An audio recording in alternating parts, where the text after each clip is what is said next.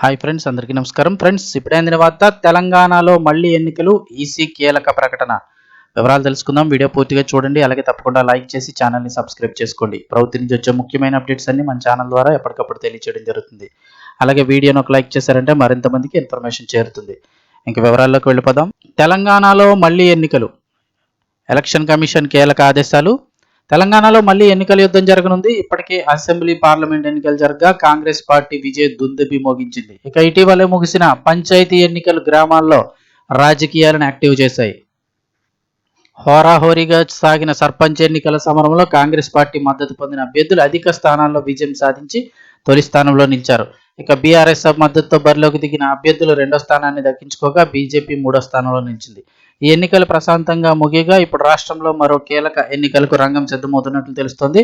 Municipal corporation ఎన్నికలు కాగా పంచాయతీ ఎన్నికలు ముగియడంతో రాష్ట్ర ఎన్నికల సంఘం ఎస్సీసీ ఇప్పుడు మున్సిపాలిటీలు, కార్పొరేషన్ల ఎన్నికలపై దృష్టి సారించింది.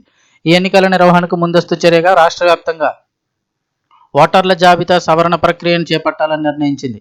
ఈ ప్రక్రియ డిసెంబర్ 30 నుంచి ప్రారంభమై జనవరి 10 లోపు పూర్తి చేసేందుకు సన్నాహాలు చేస్తున్నారు. జనవరి 1న మున్సిపల్ కార్పొరేషన్ పరిధిలోని ఓటర్ల జాబితా ముసాయిదాను అధికారికంగా విడుదల చేయనున్నారు. అలాగే ముసాయిదా ఓటర్ల జాబితాపై ప్రజలు, రాజకీయ పార్టీలు అభ్యంతరాలు కానీ సూచనలు కానీ తెలియజేసేందుకు అవకాశాలు కల్పించనున్నారు. ఇక అభ్యంతరాలను పరిశీలించిన అనంతరం జనవరి 10వ తేదీన తుది ఓటర్ల జాబితాను ప్రకటించనున్నారు. ఈ తుది జాబితానే రాబోయే మున్సిపల్ కార్పొరేషన్ ఎన్నికలకు ఆధారంగా ఉండనుంది. జనవరిలో ఓటర్ల జాబితా ఖరారైన వెంటనే ఫిబ్రవరిలో మున్సిపాలిటీ, కార్పొరేషన్ ఎన్నికలు నిర్వహించే అవకాశం ఉందని సమాచారం. ఇదే సమయంలో ఎంపీటీసీ, జెడ్పీటీసీ ఎన్నికలను కూడా నిర్వహించే ఆలోచనలో ఉన్నట్లుగా చెప్తున్నారు. రాష్ట్ర వ్యాప్తంగా మొత్తం 117 మున్సిపాలిటీలు, 6 మున్సిపల్ కార్పొరేషన్లకు ఎన్నికలు జరగనున్నాయి. ఎన్నికలు జరగనున్న ప్రధాన కార్పొరేషన్లలో కరీంనగర్, మంచిర్యాల, నిజామాబాద్, కొత్తగూడెం, మహబూబ్ నగర్, రామగుండం పట్టణాల్లో రాజకీయ పార్టీల మధ్య గట్టి పోటీ నెలకొనే అవకాశం ఉందని రాజకీయ వర్గాలు అంచనా వేస్తున్నాయి.